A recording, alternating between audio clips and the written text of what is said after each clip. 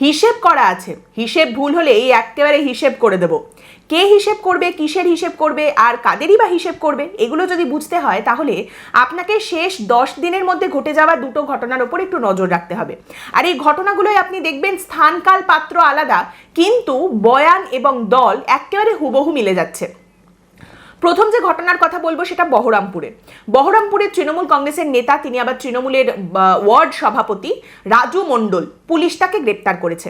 নির্বাচন কমিশনের নির্দেশে পুলিশ তাকে গ্রেপ্তার করেছে। কেন না, তিনি ভোটের প্রচারে বেরিয়ে ভোটারদের রীতিমতো হুমকি দিচ্ছেন, তার বিরুদ্ধে এটা হচ্ছে অভিযোগ। একটা ভিডিও ভাইরাল হয়েছে, সেখানে দেখা যাচ্ছে, বলা হচ্ছে রাজু মণ্ডল, তাকে দেখতে পাওয়া যাচ্ছে এবং তিনি ভোটারদের হুমকি দিয়ে বলছেন কে কাকে ভোট দিচ্ছ, সব কিছুর ওপর কিন্তু নজর থাকবে, একেবারে আমাদের খাতায় লেখা থাকবে কে কাকে ভোট দিচ্ছ, লাইভ ভোটিং হবে। এবং তার সঙ্গে তিনি বলছেন যে ভোট দিলে সেটা কিন্তু তৃণমূলকেই দিতে হবে, পদ্ম ফুলে কোনো ভোট দেওয়া যাবে না, ভোট দেওয়া নিয়ে কোনো সমস্যা হলে ভোট দিতে যেতেই হবে না, বাড়িতে থাকো, আমি রসগোল্লা ছানা বড়া পাঠিয়ে দেবো, আর ভোট যদি দিতেই হয় তাহলে সেই ভোটটা কিন্তু তৃণমূলকেই দিতে হবে, পদ্ম ফুলে কোনো ভোট দেওয়া যাবে না। এইবার আপনি দ্বিতীয় ঘটনায় চলে আসুন। দ্বিতীয় ঘটনাটা হচ্ছে বিধাননগরের, সেখানকার একটি ওয়ার্ডের প্রাক্তন কাউন্সিলর, বর্তমান তৃণমূল কংগ্রেসের নেতা নির্মল দত্ত, তাকেও পুলিশ গ্রেপ্তার করেছে। ব্যাপারটা কি, এখানেও আবারও সেই একটা ভিডিও এবং সেখানেও ঠিক এই একই রকম কথা শোনা যাচ্ছে। তৃণমূল নেতা নির্মল দত্ত, তাকে দেখা যাচ্ছে, অভিযোগ হচ্ছে একটা ভিডিওতে তিনি বক্তব্য রাখছেন এবং সেখানে দেখা যাচ্ছে নির্মল দত্ত বলছেন, দেখো তোমরা কে কাকে ভোট দেবে আমরা কিন্তু সব জেনে যাব, তোমাদের আধার আর ভোটার কার্ড লিঙ্ক করা আছে, সেখান থেকেই আমরা সব জেনে যাব, অ্যাপ আছে, অ্যাপের মাধ্যমে কিন্তু আমরা দেখে নেব যে কার কোথায় কি আছে, পরে কিন্তু আবার বলো না জানো যে ভুল হয়ে গেছে। এবং এই দুটো ঘটনায় যদি আপনি মনে করেন যে এই সাম্প্রতিক সময়ে এইরকম সামনে এসেছে, তা কিন্তু নয়, একের পর এক এইরকম ঘটনা ঘটছে, একের পর এক তৃণমূল নেতাদের এরকম হুমকি শোনা যাচ্ছে। আপনি যদি মগরাহাটে চলে যান, মগরাহাট পশ্চিমের ব্লক তৃণমূলের যুব সভাপতি, তার নাম হচ্ছে ইমরান হাসান মোল্লা, তিনিও মানুষজনকে ঠিক এই একই রকম হুমকি দিচ্ছেন।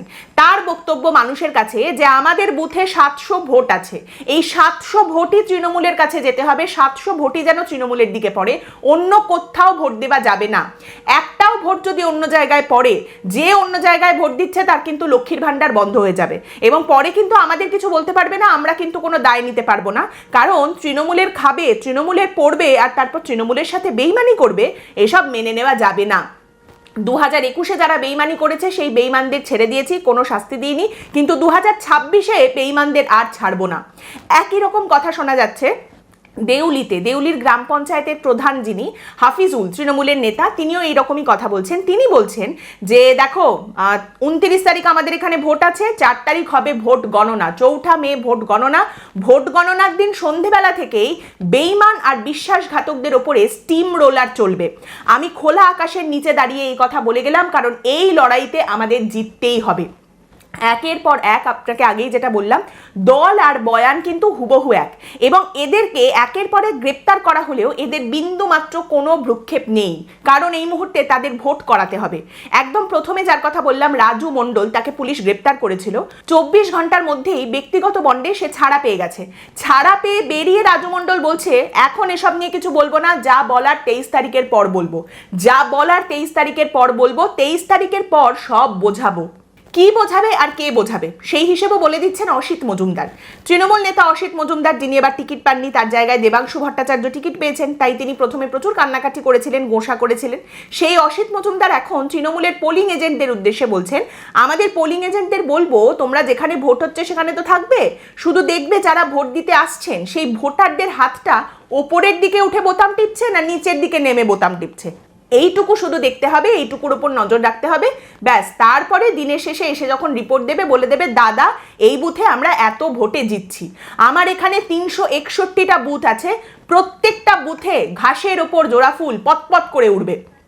দেখুন, অনেকেই প্রশ্ন করেন বুথ ম্যানেজমেন্ট বিষয়টা কি, কিভাবে এখানে অঙ্ক কাজ করে, এর প্রভাবটা কি।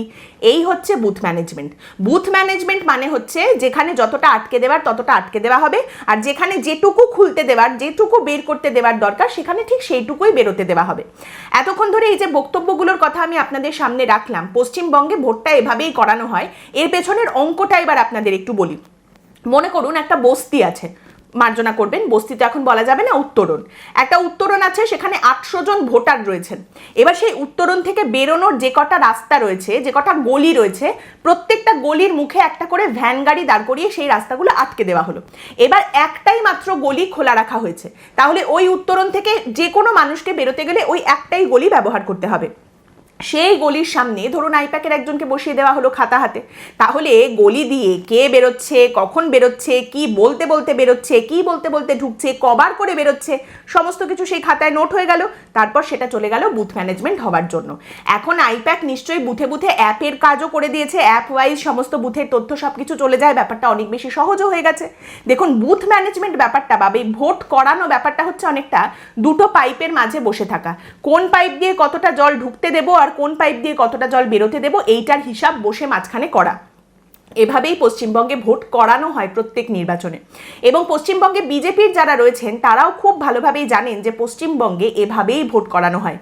আর কেউ জানুন না জানুন, বিজেপির সেই একজন নেতা যিনি তৃণমূল কংগ্রেসে থাকাকালীন দাপটের সঙ্গে এইভাবে বুথ ম্যানেজমেন্ট করে ভোট করাতেন, তিনি তো নিশ্চয়ই খুব ভালোই জানেন একটা সময় হলদিয়া এলাকায় কিভাবে ভোট হতো, পঞ্চায়েত ইলেকশন, কোঅপারেটিভ ইলেকশন, এগুলো কিভাবে তিনি ভোট করিয়েছেন।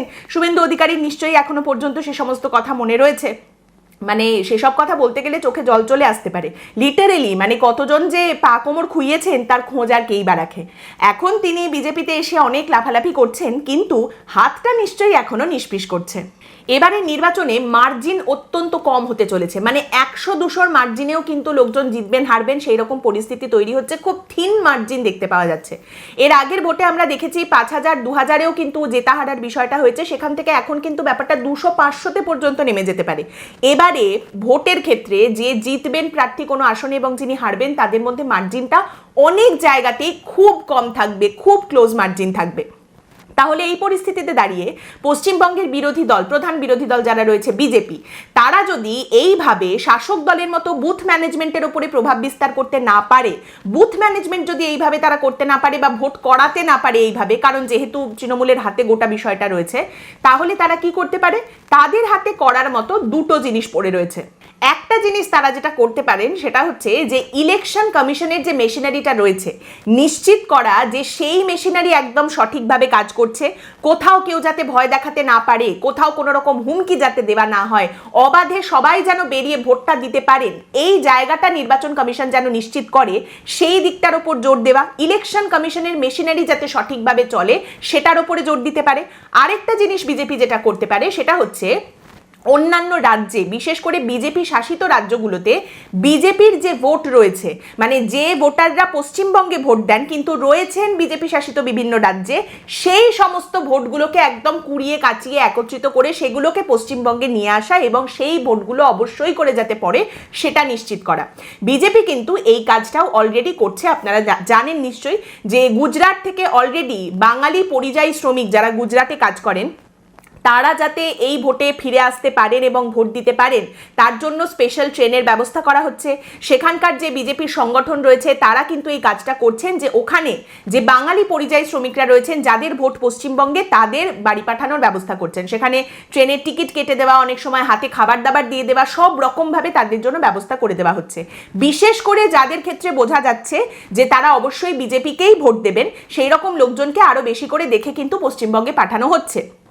এবং এটা শুধুমাত্র বিজেপি যে গুজরাটে করছে তা নয়, রাজস্থান, মহারাষ্ট্র এসব জায়গাতেও বাঙালি পরিযায়ী শ্রমিক যারা রয়েছেন, বাঙালিরা যারা কাজ করেন, তাদেরও কিন্তু এই একইভাবে পশ্চিমবঙ্গে পাঠানোর, ভোট যাতে তারা দিতে পারেন সেটা নিশ্চিত করার ব্যবস্থা বিজেপির তরফ থেকে করা হচ্ছে। স্পেশাল ট্রেনের ব্যবস্থা করা হচ্ছে, ট্রেনের টিকিট কেটে দেওয়া হচ্ছে। এবার যেহেতু টিকিট কার আপনি কেটে দিচ্ছেন সেটা আপনার হাতে, কাজেই কাদের আপনি পাঠাতে চান, কাদের ভোটটা অবশ্যই যেন পড়ে সেটা আপনি নিশ্চিত করতে চান, সেই নিয়ন্ত্রণও আপনার হাতে রয়েছে। তারই সঙ্গে এই পরিযায়ী শ্রমিকদেরকে দিয়ে একটা বার্তাও পাঠানো হচ্ছে। তারা পশ্চিমবঙ্গে এসে এখানকার শ্রমিকদেরকে বলছেন যে দেখো, আমি কিন্তু বিজেপি শাসিত অমুক রাজ্যে থাকি, সেখানে আমি এই কাজ করে এক মাসে এত টাকা রোজগার করি, তুমি দেখো এখানে তুমি কত টাকা রোজগার করছো, এখানেও যদি তাহলে বিজেপি চলে আসে তুমিও কিন্তু ওই রকমই টাকা রোজগার করতে পারবে। এইভাবেও কিন্তু একটা বার্তা পাঠানো হচ্ছে। আপনি ধরে নিন এরকমভাবে যদি 10,000 বাঙালি পরিযায়ী শ্রমিককেও পাঠানো হয় পশ্চিমবঙ্গে, ধরে নিচ্ছে একটা সংখ্যা আমি 10,000, তার মানে 10,000টা পরিবারকে কিন্তু এইভাবে প্রভাবিত করা হচ্ছে। সেটার একটা প্রভাব কিন্তু ভোটের ওপর দেখতে পাওয়া যেতে পারে।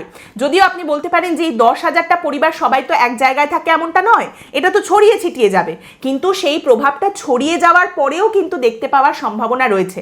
বিশেষ করে পশ্চিমবঙ্গে কোন কোন এলাকা থেকে বেশিরভাগ পরিযায়ী শ্রমিকরা বাইরে কাজ করতে যান, কোন কোন এলাকা থেকে ক্লাস্টারে দল বেঁধে প্রচুর পরিযায়ী শ্রমিকরা বাইরে কাজ করতে যান, সেটাও কিন্তু খুব সুন্দর করে ম্যাপ করা রয়েছে।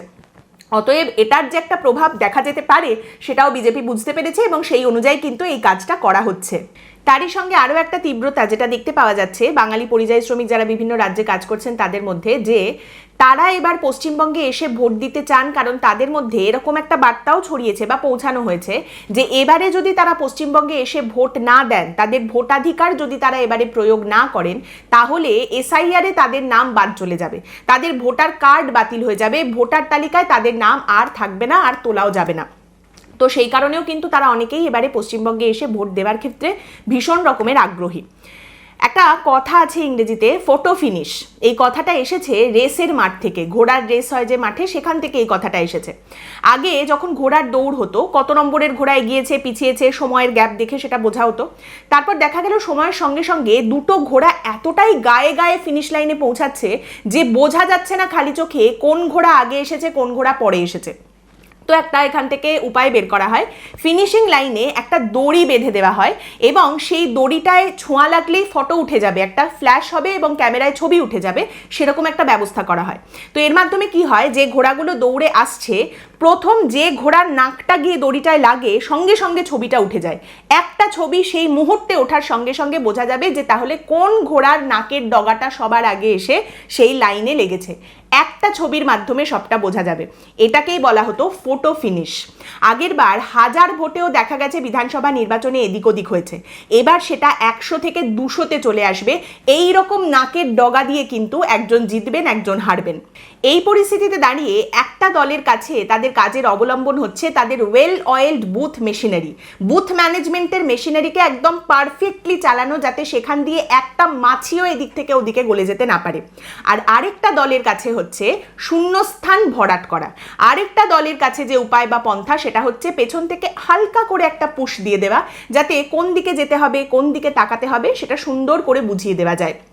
আগেই যেটা বললাম, এবারে ভোটের মার্জিন কিন্তু খুব কম হতে চলেছে।